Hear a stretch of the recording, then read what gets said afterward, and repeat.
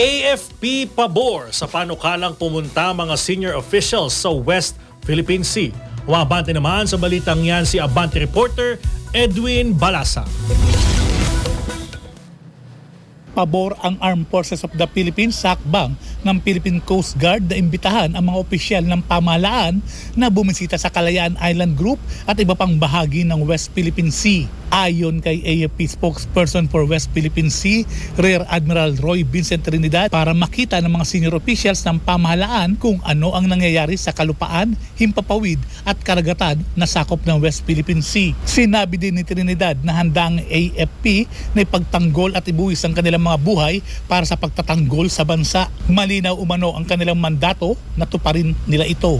Samantala, sa nakalipas na isang linggo, 19 na barko ang namonitor sa West Philippine Sea. Tig-isang barko ng People's Liberation Army Navy ang namonitor sa Bao de Masinloc at Pag-asa Island. Habang 6 na Chinese Coast Guard naman ang namonitor sa Bao de Masinloc, 3 sa Ayungin Shoal, 2 sa Escoda Shoal at 1 sa Pag-asa Island. Ako si Edwin Balasa, Abante.